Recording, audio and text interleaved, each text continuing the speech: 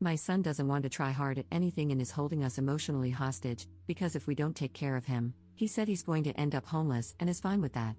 Posted by you/communication own 884.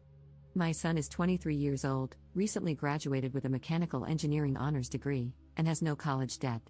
He doesn't want to do anything. He has a job at a bike shop 2 days a week and doesn't work more than that.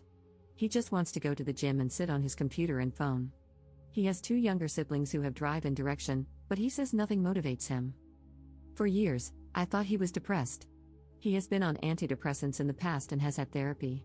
His most recent stint with a therapist ended after 20+ sessions, and he told me they couldn't figure out why he is the way he is. Out of desperation, I spoke to the therapist, who told me he didn't think my son was depressed, but that things are hard for young men now and he needs time. He has been tested for ADHD and is on medication for it, when he can be bothered to collect the prescription. He doesn't believe he has ADHD, by the way. He has burned bridges with friends and is burning bridges with us. He makes his own meals and takes them to his room to eat, despite being told he has to be part of the family if he's living here. We charge him rent but made the mistake of telling him we were saving it for him when he moves out. Starting this month, I'm deducting money for bills and food.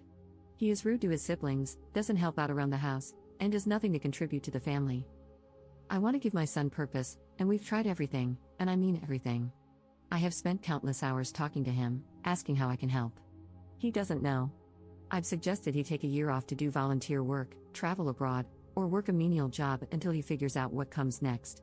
He wanted to move to California, where we used to live, and settle in San Francisco until he realized he couldn't afford it. I can't bear the thought of kicking him out, but I see no other option. I feel like we are being held emotional hostages, and the stress is unbearable. I am so upset that one of my children is like this. I feel equally responsible and resentful. I'm terrified that if we kick him out at the end of the month, he will end his life, sleep on the street, or never talk to us again, but I am at the point where something needs to happen. It is ruining my life, my marriage, and my relationship with my other children. We have given him another deadline of the end of the month, but I am struggling to make it that far. Relevant comments. Commenter. I feel like I'm in the same position. I did what people told me to do, admit that I need help. I've been unmotivated for years. I sit in my room constantly. I only work 3 days a week, doing the bare minimum. Crap, I didn't even graduate high school. I admitted to my doctor that I needed help. I was constantly feeling terrible about myself, no purpose. In my case, I feel like I've let my family down. I feel like I don't fit in with them. They tried talking to me about it, but overall, it just felt like they were victimizing me, asking dumb questions like, "Why are you depressed?" I don't know. Part of it is purpose. Nobody needs me. If I disappeared today, sure, people might be sad, but nobody needs me. This might not be what your son's going through, but I thought it might help to get a perspective from someone in a similar situation. To be honest, though, he's doing way better than me. I'm 23 as well, living at home. Ops response. Hi there, and thank you so much for responding, it's really helpful. You sound very much like my son. I have no idea how to motivate him, and we're down to the wire.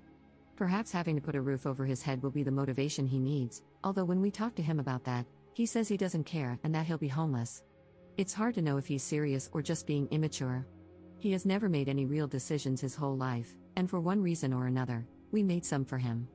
We shouldn't have, we should have let him fail earlier on, but his dad couldn't do it. Now, my son doesn't know how to make decisions and has spent so long alone in his bedroom that he doesn't really know how to operate in the real world. This is why I'm worried about kicking him out, but if we leave things the way they are, he could still be living at home at age 30 or 40, and he isn't nice to live with, so it's not something I'm prepared to do. Update 5 months later. Op commenting on another thread posted in r/UK that was titled, How to Get My Child Moving in Life. Parent of a child in a similar situation until I took action. My husband took the same stance as you, that nothing much could be done. We disagreed to the point of real marital stress. I had an epiphany and waited until he left for a business trip, then tackled the problem. My house, my rules. I removed my son's computer, phone, and all other devices and stored them off-site. My 23-year-old threw a fit and stayed in bed for 3 days, not moving. I checked on him to make sure he was alive, took him coffee and food, and talked calmly.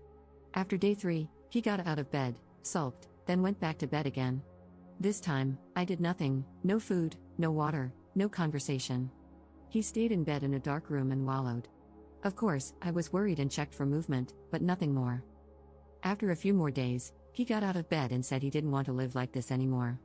He agreed he needed a change, agreed he needed antidepressants, and started hanging out with the family. I gave him his phone only when he left the house. Want access to the internet? Go and get it, I will not provide it.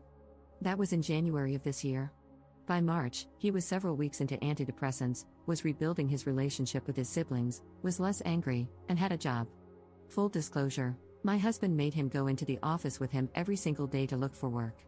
My son did the bare minimum, but eventually, my husband found a job that looked interesting. He applied and got it. It's just a job, not a career path, but it has changed our world. My son now works full-time and has kept his old weekend job. He now works about 10 days in a row, then takes a day off, by choice.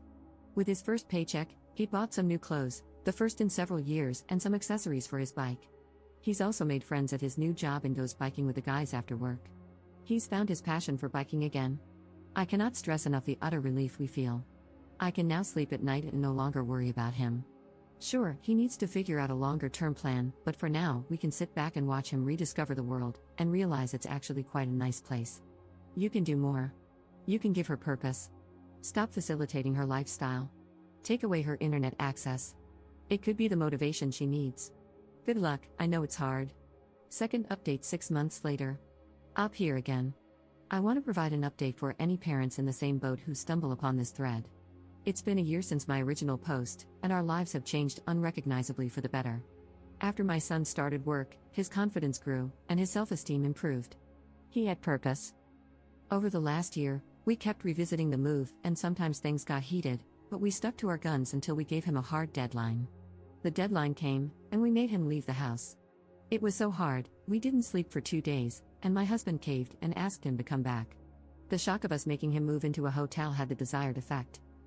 It took several more months and lots of reminders, but he eventually found a place on his own and moved out last month. He is now living independently, just a few minutes from his work, and is loving it. He enjoys earning money and paying his own way. He has experience buying a washing machine, learned how to plumb it in, and understands that sometimes you have to take a day off work to accept deliveries. He is learning that no one is going to unpack the boxes but himself, and that if he wants food, he has to go and buy it, even if he's tired. We offer our help and have, of course, helped a lot, but we haven't picked up any pieces. This is all on him. And best of all, our relationship is getting back on track. He comes over every Sunday for dinner, hangs out, and catches us up with his news. He is feeling so good about himself and loves standing on his own 2 feet. Relevant comments. Commenter. It turns out that many people are weirdly happier and feel more purposeful when working, even at a crappy job, compared to having no job at all.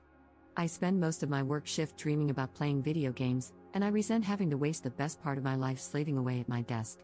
But when I'm unemployed and just screwing around, those video games really don't keep me entertained. They become just something to do to pass the monotony of doing nothing important. However, I treasure my time playing after work when my wife and I are side by side, enjoying it together. Commenter 2. I think this sort of hopeless, unliving existence is on the rise, at least in the US and other Western countries. Lots of young people just don't have lives to start with. Our economy is screwed, there's no reason to believe hard work will ever pay off in the way we were promised, and pure distraction is pushed at us from every screen, and there are a lot of screens around. It's also definitely a privileged affliction. People who don't have parents to subsidize their non-existence obviously have to work enough to pay for their essentials, even if they're still depressed or purposeless. I think it also stems from the disparity between how middle-class kids expected adulthood to look and what living in our society is actually like. If you expected to get your degree, immediately land a solid job, and begin pursuing a spouse and family, hitting the real world today must feel like crashing into a brick wall at full speed. I have family and friends stuck in this same sort of hole, and it's terrifying to see someone you love trapped in what seems to be a type of suicidality. They don't feel like there's any point in living, but they're not miserable enough to actually take action to harm themselves, so they live in a constant, feckless fog, trying to distract themselves from the pain.